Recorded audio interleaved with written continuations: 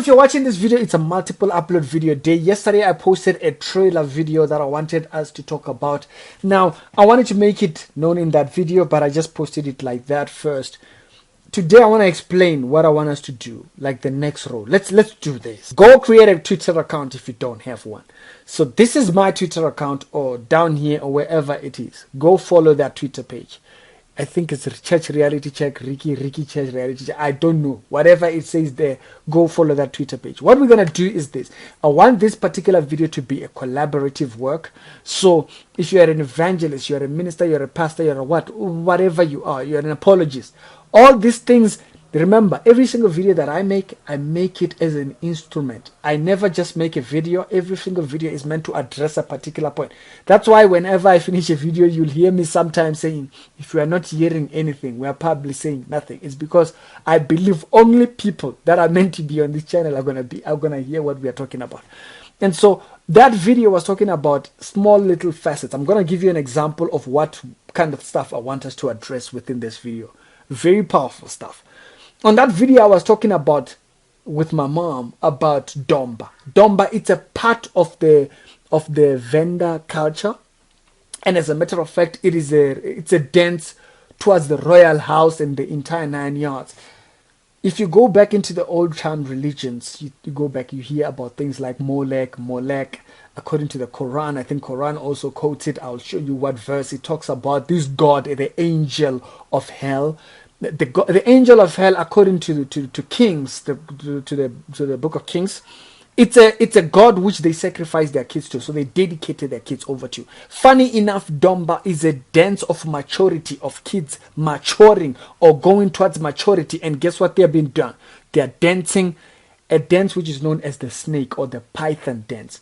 The python dance, it's a dance commemorating the muscle movement of a snake. So as they are doing their thing, funny enough, even Mubango thought that was actually a nice intro. It's part of their intro. If you look at Mubango, you'll see they do that dance. I find it very, very funny that you will have a dance commemorating a snake. Now, that's not a new thing.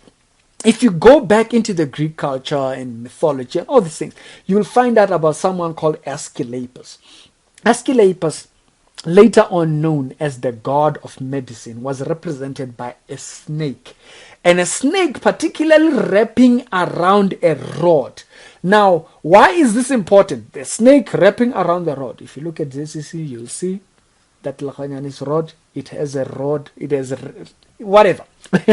You get how deep this subject goes. Asclepius, the god of medicine, was the one, because basically the story goes that a snake came up to him, he killed it, and then another snake came up to him, 2 snakes, so another snake came up to him, and it gave that one some form of venom, and it rose it back to life. Now, hear what you hear. That mythology is playing on the idea of death and resurrection. It's a mockery of the cross right there. And so these are some of the things that people don't understand. It's that it's not only in the Venda culture. This thing of honoring the snake to be some form of deitic work, or Hagia, there is Yasu, the god Yasu, and so these are mythological creatures, by the way, but mythological creatures mostly were patterned after particular demons, and so they were known as the gods of healing or rejuvenation. This is where some of these churches get their idea. That's why you will hear them talk about water is because these are gods of the water, by the way. As a matter of fact, when you talk about this idea of healing and so forth, even if you go to the Egyptian thing, I think it's Yaqub, I can't remember his name in the Egyptian thing, who resurrected, taken up to the mountains, and he became the god of medicine. Hypothesis or something like that, that guy who actually gave us the idea for modern medicine, which is observation, medication, he then gave us this new format. To begin with, if you go into the early religions, religion was attached to medicine. If you go into the early religions, it's hypothesis, the Greek guy who brought the idea of making medicine logical. Before that, medicine was an issue of religion. It was a matter of mediums. It was a matter where you get the idea of sangomas, abokoko, the spirit of the ancient.